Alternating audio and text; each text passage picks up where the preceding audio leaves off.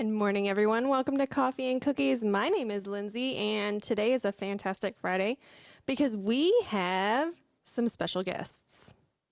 Didn't know that, did you? I like the eyebrows.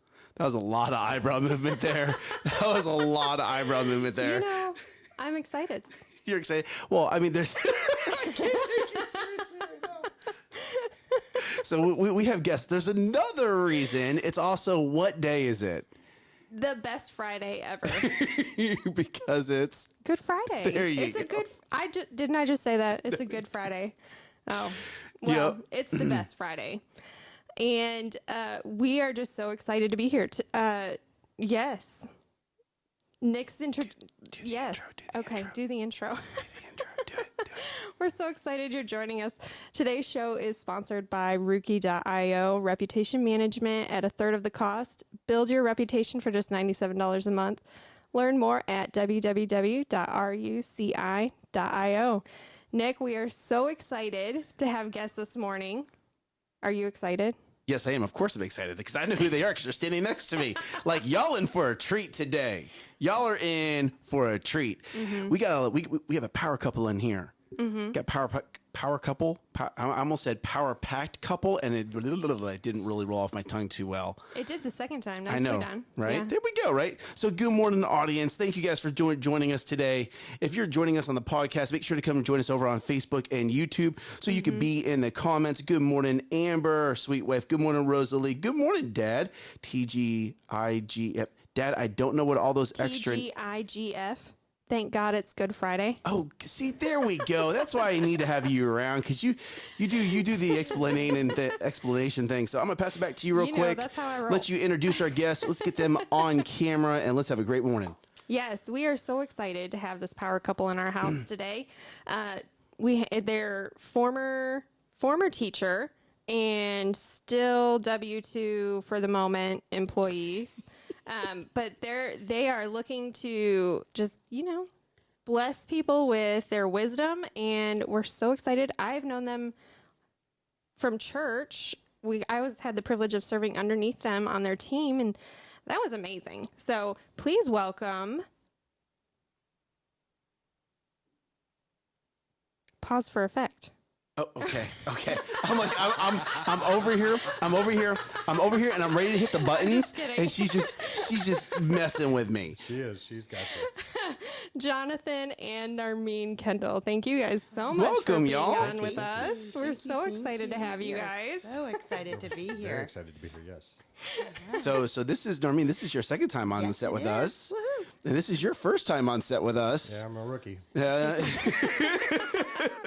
All right, so now comes the magic of maybe we can get all the split screens up, and oh my goodness, I did it right the first time. Yes, I'm impressed. That is a win. I'm impressed. Yay. You're impressed. I'm Totally impressed. Yes. So hey, we have some. You guys sent us over some topics that we're going to talk about, but before we get there, y'all I believe are the first guest that Lindsay gave y'all. You guys have cookies this morning. You have coffee this morning. There's even a bonus. She hooked us up. Yeah. I got called out so many times of where's the cookies that I'm like, okay, I'm done. And my brain decided to not forget this week. So Not forget this week. I remember we had that conversation. I asked Dustin, I'm like, how long have has my brain been forgetful? It's about 7 years. Yeah, our son is 7. So yeah, our pregnancy brain thing is real. It is. It's totally real. It is. It sometimes continues. I'm going to leave that conversation on that side. I'm just going to say good morning to Angelina and Rosalie again. All right, so we have some topics here. And it was very interesting when I got these in because the very first topic is change your world. Like we're not talking about little things here. So I'm going to step back. I'm going to let you guys elaborate a little bit on this. Change your world. Go ahead. Take it off. Well, it is a book by John Maxwell that he introduced last year in 2021, and it is called Change Your World. And when he spoke on that book, it is actually the book that made me decide that's what I wanted to do. It was the catalyst to me joining the team. And so here we are, a little over a year later. And what does that mean? What does it look like to change your world? Well, it's all about the word in the middle, your world.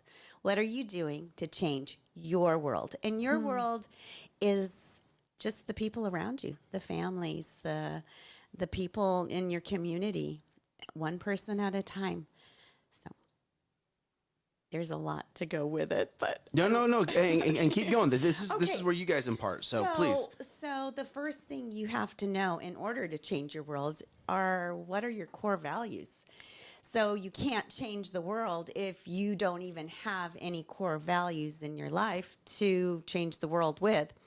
And so that's where we start is what are your core values? And so we have put together what our core values are. And Jonathan? No, you've got the list. Okay. I have the list. First of all, first and foremost is integrity. What are you standing for? Integrity is a huge part in our world right now. People don't trust a lot of people. And so if you are integral, then, you can change the world if they are able to feel that you are a person that's worthy to be trusted. Something else is we are all about love. We love on people. I know that last time I was here, I talked about how I take people out to coffee all the time. I continue to do that. And it's through those connections and, making people feel important that there is a relationship that's built. And so that is actually our number 3 core value is building relationships. We do that everywhere we go. It's all about the people. Keeping people, number 1, making it to where they understand that they are seen and heard. So you've now given us your family 3 core values. Is that it? Do you have more? There's actually 2 more. Oh, there's 5 total. Yes. 5 total. Okay. Keep going. Personal growth. Personal growth is a huge part of our life, our profession, our ministry, personal growth. If we're not growing, we can't help other people grow. And then the other one is gratitude. And we've all heard about the attitude of gratitude. If you don't have an attitude of gratitude, you pretty much don't have much.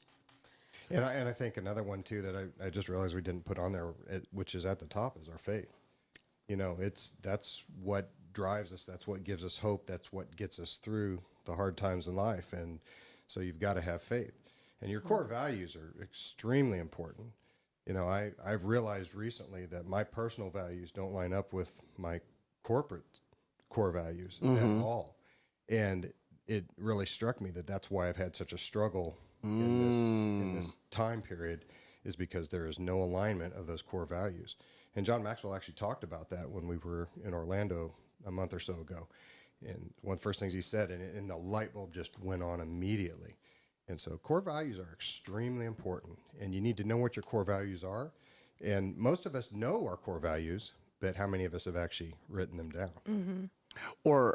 And I think you're being very generous on that. I think within our sphere, within our current family of choice, we've created our own core values. But I would very much say that a lot of people outside of our, like maybe that second and third circle that's away from that, they really haven't. Really haven't. That's something a lot of people out there think, oh, that's for businesses. Businesses do that. I don't need to do that for myself or within my house. Yeah. But you need to. You absolutely need to. That's building the foundation that you stand on. Absolutely. And with what you just said, now when you decide to start your business or you decide to move into another position, that's something that you're going to be now basing that next company, or hear me on this, maybe it's that next client on. Do our core values, are they even in the same realm, right? Because if your core value, if my core value is honor and integrity and this and this and this, but your core value is money, well, hey, then we're not going to be able to sync because you're over here thinking this direction, I'm over here thinking this direction, and it's instead of this being able to work cohesively, it's just going to be like two 18-wheelers just constantly bumping into each It's other. definitely going to cause some rifts. And I can tell you right now that in some of the training that I've been going through, like for coaching, that's one of the things that you need to identify right up front. Do I mesh with this person? Do we have somewhat of a level playing field, or a playing field where we're kind of equal? And we can also tell you from personal experience that some of the largest corporations in the world are starting to say to their employees, if this company doesn't line up with our values, they're not going to be a customer anymore, or we'll not even start doing business with them. Wow. Well, I mean, if you look at, and I'm going to throw someone under the bus on here. I believe it's Harry's Razors. They used to market with, the Daily Wire, and the Daily Wire, Harry's Razors came out and said, "Oh, because you don't believe in the current pronouns, we'll use the word pronouns initiative, we're going to pull our funding." And Wait, the Daily Wire? the Daily or- No. Harry said Daily Wire because you're too conservative, because you're too God-fearing and want to be man as a man and as woman as a woman. We're not going to market with you anymore. So the owner of the Daily Wire said, "Well, that's fine. We're just going to create our own razor company and compete against you." And within 48 hours, and it's a 7-2, and it's either 7,200 orders or it's 72,000 orders, but because people are tired of giving their money to a company that does not align with their core values. And me personally, I am very pro-America, right? And if you're just going to sit here and you're going to constantly slam on America, this country that's giving you an education, this country that's giving you opportunity, if you haven't taken advantage of it, that's on you, right? Don't go blame the country.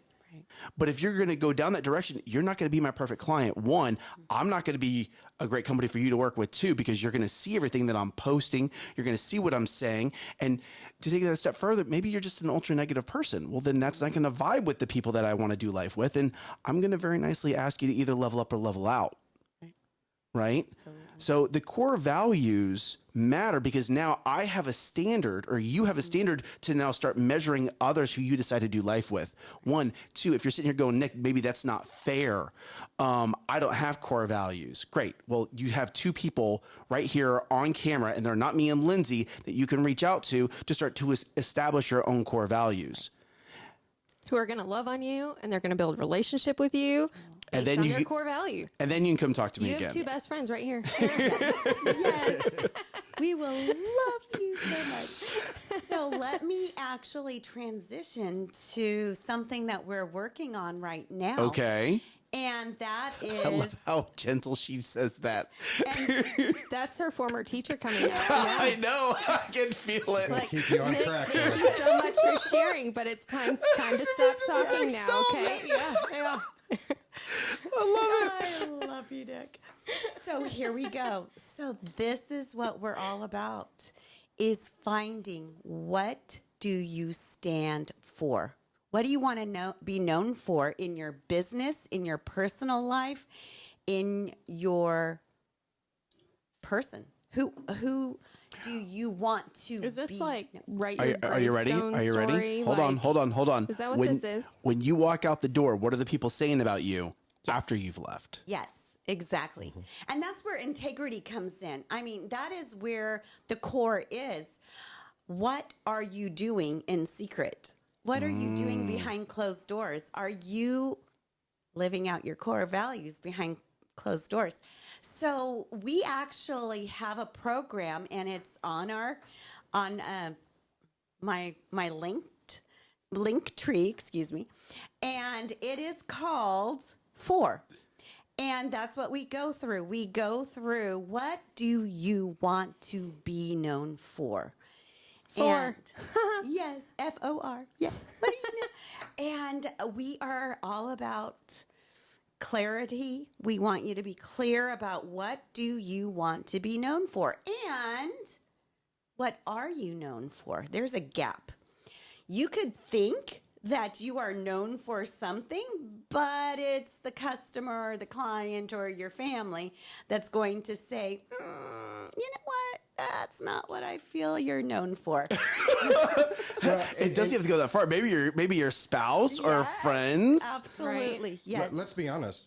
None of us are going to get the Christmas Carol opportunity that Scrooge had to go see what people were saying about him after he died, if you remember in the movie. And What a great analogy. Keep going. that whole four thing, what are you about? Who are you? And, you know, I'm reminded of the men who are standing around, well, I'll go if lunch is served. But they had no interest in the man himself because he had lived his life in such a notorious way. And so it's what are people saying about you when you're gone? Are people just coming to your funeral for or memorial service for the buffet afterwards? Or are they actually coming there because they care about you and they remember you? I mean, even this morning I was just reading about Gilbert Gottfried, who just passed away, and his memorial service that they had. And there were so many people there who were speaking so highly of him and loving on him. And that's what you want. When you're done, your four is what makes people talk about you and remember you. And it's the significance. Both good and bad. That's right. Absolutely. Yeah. But it's that significance. That's something that we all want. You know, we think fame is great. We think wealth is great. But really what we're striving for, what we desire more than anything is significance. What am I impacting in this world? Am I just impacting me and my three? Or am I impacting a larger group of people? And as Narmine alluded to earlier, you have to start with you, but it has to grow. And you want that wave of significance to be like the ripples in a pond, that they go out from where the pebble hit and they just keep going and going and going until they get to the edge and make some waves. So. You know, that's where with that, you have to understand that you say pebble because of my background. I like to say a boat or a ship, right? And the larger your voice gets, that's the larger ship, and you're creating more wake as you go through, right? But you have to lead yourself first. And when we talk about the four, the core values, then the four. Okay, so if core values is step one, and four is step two. All right, because I like rules of three. What would be the third aspect? Actually doing something with it. Yeah. Ooh, The do. the Yeah, implementation. And that's the next step for us. So Maxwell Leadership has been doing something amazing around the world, down in Central America and the Dominican Republic, where they go in and they do these things called transformation tables. And it's impacting those countries significantly. So real quick for the audience, what is a transformation table? No, that's And for me. Nick. So literally a transformation table is it's a round table where you have a facilitator who comes in, and there's a guided curriculum that you lead the attendees at the table through. And it is training the trainer is ultimately what it is. So as Maxwell Leadership, we go in and we train the leaders in that area that come to the tables, and they go back and train their people. So it just keeps making bigger and bigger waves. And just out of a happenstance, we met a couple from Branson, Missouri recently, and I actually have a cousin that lives up there, and they know my cousin. I just said where he works, and they said, "Oh, he's like Nathan. I know Nathan." But they're actually Very small world. Yeah, really. They're actually spearheading a transformation table event that's going to happen there in Branson in May. And Narmine and I were fortunate enough to be able to get on the list, and we're going to be going and doing that. We'll be going up on a Sunday. And We are pioneers. They have never done this in America. This is the first That's time that they're exciting. Tupelo, bringing Mississippi, it to. and Branson or Ozarks are the first two. And it's going to be start Sunday night with a dinner, and I believe John Maxwell is actually John going to come in Maxwell's and speak, and it's just a 2-day event. So It's amazing. this is new. Yes, This is yes. not like To the U.S. This is new to the It's U.S. brand new. They have never done this before here in America. Transformation tables. Oh, that's so interesting because most things start in the U.S. and then they go abroad. Isn't that the truth? Yes. Well, I think a lot of that is because we think we know everything here in this country. We think we're the best. And the reality is we're not. And John Maxwell, we've heard him say this many times. They go into the schools, they go into the prisons. And it's making a huge difference in those countries. Are you ready for this? I'm gonna quote an episode that I talked, probably about 3 months ago. Is it Bluey? No, it's not Bluey.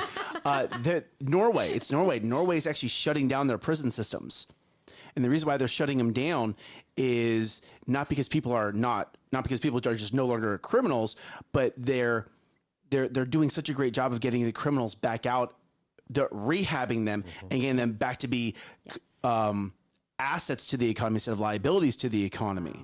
And one of the ways that they're doing that, and the reason why they're doing it is that there's a belief that most people become criminals because they're desperate. And when you can identify that, I'm not talking about like bad people. I'm talking about like people who maybe had to carjack or something of that nature because they were just they trying to make ends meet, right? So what they do is they put them through a program where they come out and they're mechanics or they're CPAs or they're something, right? And yes, they still have to check in and they still have to, the government is still monitoring them because of their history, but they're able to come back out and be an asset to society. Well, think about this.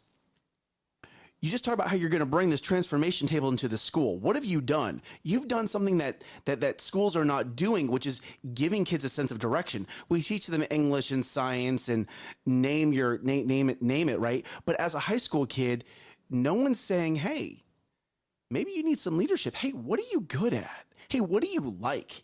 Instead, it's do this, do this, do this, do this, do this. I don't care what you like. I remember hear a teacher in my head right now going, it doesn't matter that you got that you got the problem right. The system that you went through to get the right answer wasn't the way I told you to do it. And I'm sitting here going, if you've looked at anyone's like, if you look at business, doing a process exactly the same way every single time is not how you grow a business. Isn't that called insanity? Yes. I really hope this teacher's watching right now because of what you just said. I mean, Well, that is why there are two former teachers here. Just saying. I totally forgot about that as I said that. Like it didn't even, but go ahead, please. I was going to say, I've had a little saying for many years in the industry that I've worked in, that if policy or process stands in the way of progress, we have a problem. Say that Hold again. on, I'm writing that down. Again. If policy or process stand in the way of progress, we have a problem. And that's... Y'all should write that down. I'm going to take Nick's notes. It's okay. Historically, I worked for one of the largest companies in the world that used to produce their product in a yellow box with a big red K on the side of it. And I actually enjoyed my time there, but we always talked about thinking outside the yellow box. And you have to think outside the yellow box to accomplish things, to be successful, to find answers, to find new solutions. And you have to do that. And I'm going to tell you kind of an interesting story. I had a customer in upstate New York whose brother-in-law worked in the research park for this company. And he went to the board and suggested an idea to them. And they said, nobody will ever want a camera in their cell phone. Shut him down. I challenge you today, find a cell phone without a camera. And that's why that company is where it's at today, which is at the bottom of the pile when it comes to stock value. They had all the intellectual property in the world, but they ran it into the ground because they were so stuck inside their yellow box that they couldn't see where life was heading. Like, I remember when my cell phone came with the first camera and it was 0.03 pixels or something of that nature, megabytes per pixel or something like that. And I was just like, I remember when that was a big deal. Like, ooh, you have a phone with a camera? Do you remember how awful those pictures Oh, yeah. I still have some of those pictures. I remember going to Fry's and buying a little cheap, I think I probably paid $50 or $100 for this goofy plastic-looking thing at Fry's. And some of the first pictures of our youngest son were taken with that camera. And it was horrible. Yeah. You know, they're They're all still... pixelated and Yeah. grainy. And now, look at us. right? And now the camera that you have in front of you has 3 lenses, can go 4K, video 4K, and 60 frames? I don't know whatever the iPhone, one of the newest iPhones can do. I don't know. Yeah. So if he looks better than all of us, it's because he has the good camera today. Yeah. It's not because I'm going to be really hard pressed to beat what those two look like over there. Aw, that was good. Well played. Brownie Well points. played. Okay, so we've talked about John Maxwell. So real quick, you guys have mentioned John Maxwell multiple times.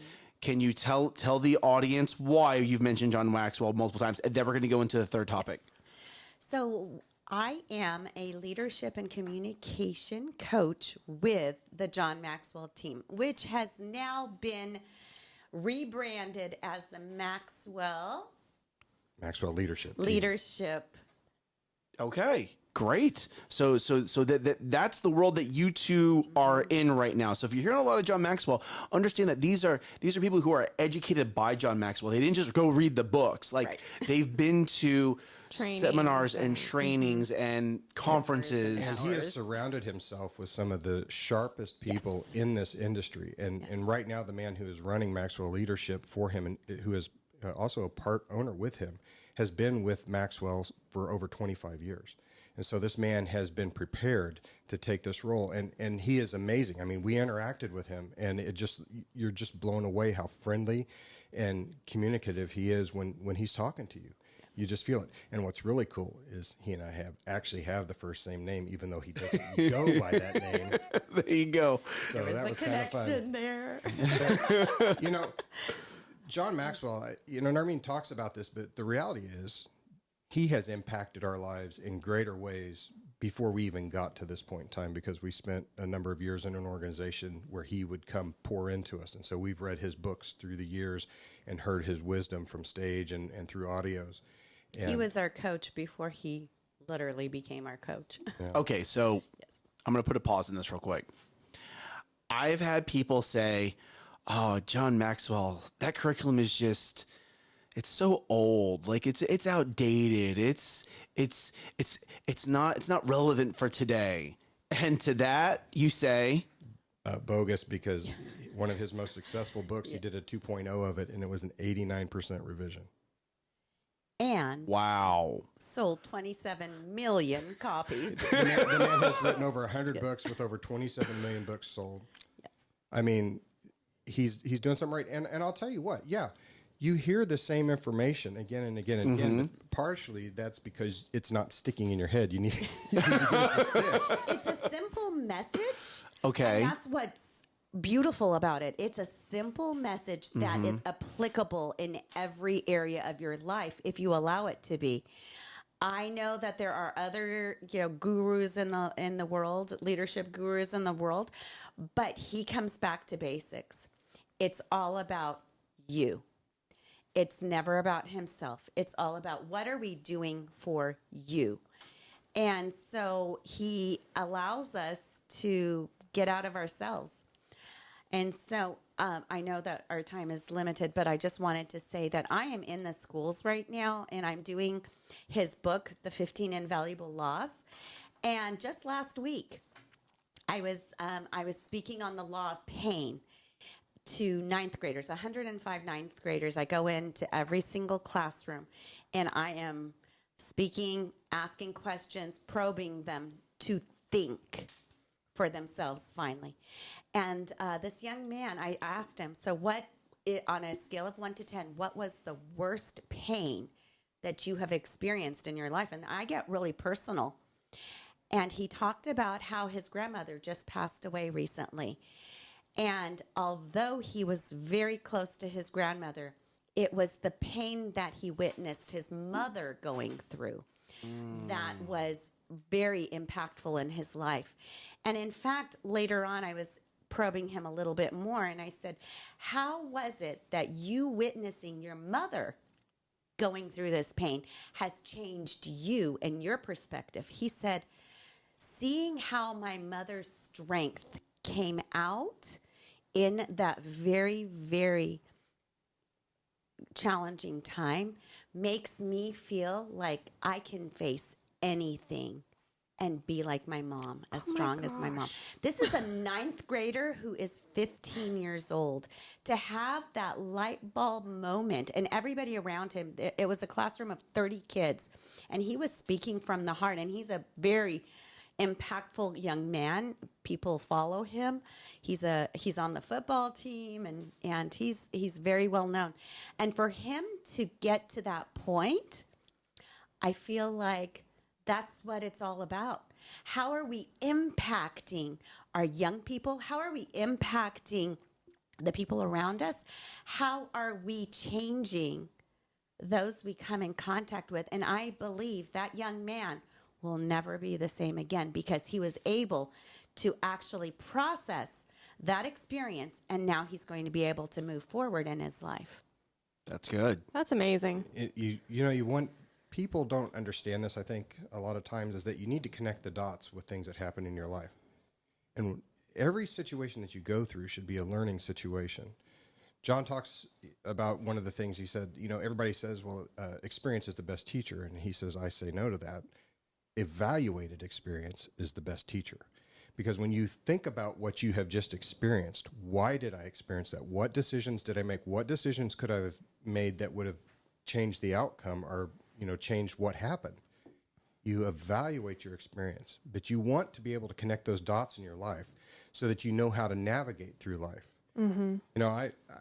I taught school for 1 year, but it took me more times than I can even remember right now to get through algebra when I was in high school. And actually, I never finished it till I was in college and married. But I wanted to know what things were for. Like, do you guys remember the equation FOIL? First, outer, inner, last, from algebra? What is that used for? Well, as I recall, that's used for helping define the curve of satellite dishes. Am I ever going to design a satellite dish? No, but it was cool to know what it was for. Now, that said, I didn't know that's what that was for. Yeah. But then I even remember one time using a squared plus b squared equals c squared because I didn't have a tape measure long enough. Or I actually didn't have a square. I'm sorry. I didn't have a square. I had the tape measure, but I didn't have the square. And I was laying out railroad ties. And you could do the math to actually do something practical with. People want to be able to do something with what they're being taught. And that's what is so amazing about this thing that we're involved with. John Maxwell is amazing, and his wisdom is stupendous. But John will tell you he's not the best expert in every field. And when you're coaching somebody, you have to realize you're not the expert in that field. If I'm mentoring you, that's different. But if I'm coaching you, you're the expert. I'm going to ask you the questions to help you figure out what you already know. Yeah. To help you process. Yeah. But when you understand what you're learning and when you see a reason behind it and you evaluate it, that's what helps you step forward and step up. Because as John says, everything worth value is uphill. If it's going to take you downhill, turn around and start going the other way, because it's not worth backsliding, literally, if you will. I love what you just said. And I think a lot of people get this wrong. A mentor is an expert who's already in the field and is helping level you up. Mm-hmm. We had that wrong for a lot of years ourselves. A coach is someone who's helping you hear what he said, process. Okay? And you get a lot of people in leadership positions that go, I don't need a coach. Look at where I'm at. I don't need a coach. Look at where I'm at. Look at, I'm VP, president, whatever, yada, yada. I'm a director, whatever, yada, yada. But at the end of the day, because you don't have someone there to help you process, another business professional who is like-minded, okay? Nick, I have my spouse, or I got my friends, or I got, so no, that's different. That's different. They're looking at it through their lens. A coach is someone who specializes in mental processes so you can build the process so you can be successful in your company, so you can be successful in your career, okay? Or in your personal life. Yeah, it could be in a that's lot great. of areas, yeah. And it's a good example of this is if I was coaching you, I've never done a podcast before today. Mm-hmm. But if you were coming to me looking for for coaching, mm-hmm. I'm going to be asking you the questions because you know the answers. You just need to think about it a little differently, aka think outside the yellow box. I'm thinking of so many coaches I've had in my life that I've paid for and thought they didn't understand this literally foundational point, right? The coach didn't know they were a coach. They thought they were a mentor.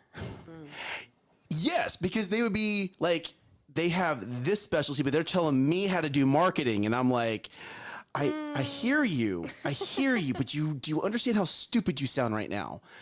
Like, and I bit my tongue out of respect because these individuals were older than me, and I'm going to be honorable, but I'm just in my head, I'm like, that is about the dumbest idea ever. And that was why they should have been trying to help me work through or connect the dots, like what you just said, connect the dots, and not trying to solve it for me. I don't need you to tell me what to do. I need you to help pull the information out of me and connect it so I can grow. Because at the end of the day, take whatever niche you're in, right? If I came in and I tried to tell a CPA how to do a CPA's job, as He would laugh at you. Yeah, he absolutely. He would laugh at you, yeah. I don't have an accounting degree. I have no CPA experience. I have no idea what the tax laws say, right? Right. But as a coach, you're going to go in and you're going to talk to the CPA or this accountant and help them work through because they know the answer. They just don't know where it is in their head yet. Right. So let's take this a step further, coining Nick's phrase. Let's go a step further with that. And I have so many of them. are you coaching your kids? Oh, do you even know how to coach your kids? Do you even know how to coach your kids? Do Is you there a know how to parenting help course? them- Yes. Do you know how to help them process through whatever it is by asking them the questions to help them process it Yes. in a And- way that they understand? Yes. So you've heard us talk on the show. I'm going to let you get there. You've heard us talk on the show about the 5 whys, okay? The 5 whys, let's take that and let's put that into like, that's foundation. Like that's very much step 1. If you just learn to ask your kid why, okay? Just get through the 5 whys, okay? If that's your foundation, what's the next step? Core values. You can pay for I that. have to say, I really thought she was going to say that. you have to have core values in your family, and those will lead you. What do you want your family to be known for? What is it that you're wanting to be known for? And then that's going to help guide you into helping your child think into those core values, believe into those core values, act upon those core values. And that's going to guide their actions. And that's the actions Because will follow. parents, families don't even have that. Yes. So how can you guide your child? How can you be as a parent guide a kid if you don't have core values? If you don't have a baseline, what are you measuring against? Business, right? Mm-hmm. If you don't have a baseline, what are you measuring against? You're measuring against nothing. You're just everywhere. You need to know where you start to know where you're going, but also to remember where you came from. We create bridges. What does that mean? Just like what Jonathan said, we take what you already are doing and where do you want to go? Where do you want to go? What kind of a parent do you want to be? What kind of business person do you want to be? You know, how far do you want to go? What problems do you need to solve to take it to the next level? And we fill in the gaps. We ask you to fill in that bridge. Do you even know what questions? So And that's that's where you guys come in. You don't even know the questions. Right. Like you don't even know what. Like great. As y'all's coach. No, I'm sorry. I said that backwards. As you coach others, you help them define the 2 points, right? But after you've done that, and I've seen this. Like I'm going through like areas. Just I remember being in Hawaii and I had someone go, "Oh, great, you're here and you want to get here. Great job.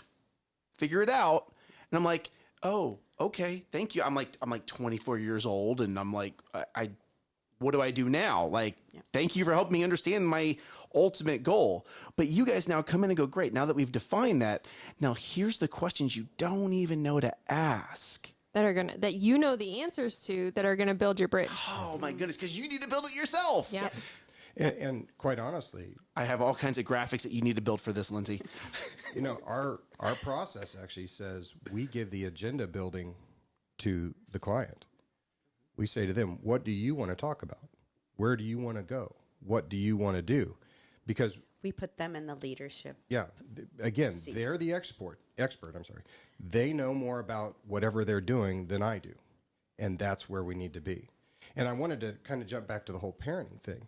As parents, we have to be, guidelines, or you will, the guardrails for quite a while in our kids' life, and we always want to stay that way. But yeah, you need to step out of the role of, hey, I did this and it was painful and it hurt, and we always say, well, you want to try and protect your kids from making those same mistakes that you did. But sometimes they don't learn unless they actually hit the guardrail and bounce back and learn from that. But to take it from that quote unquote mentorship role into the coaching role, where you're asking your kids as they get older, do you really want to do that? Where do you want to head in life? What is the goal for you? What do you think you want to do? And that's really, it's a powerful role. And unfortunately, I think most of us don't realize that until we're on the verge of being grandparents. Well, we missed our kids up, but we can at least fix the other one, the next one. No. Well,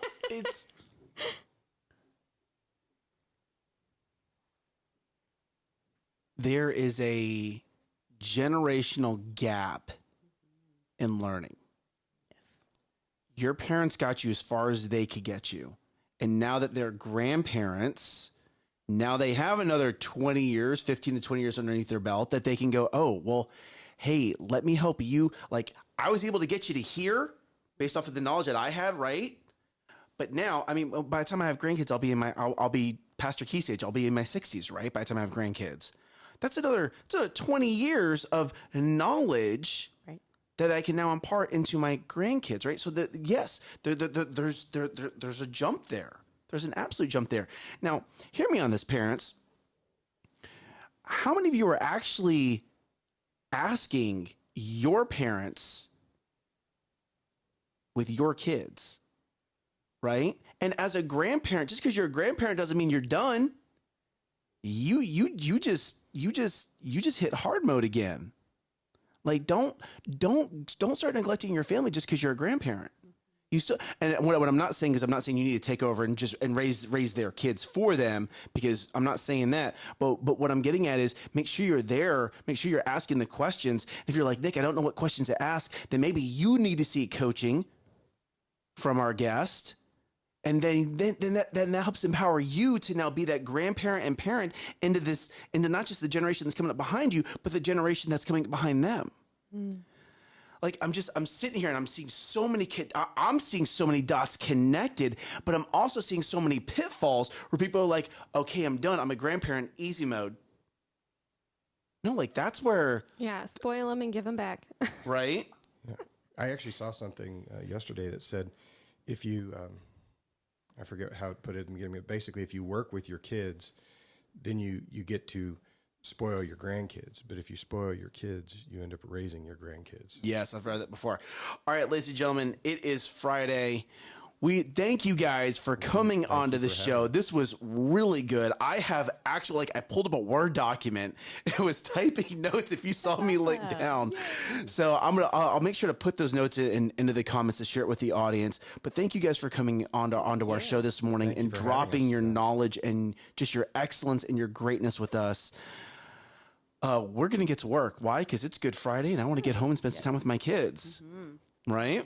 Yeah, my kids are going to the beach, so I'm ready to go home. No.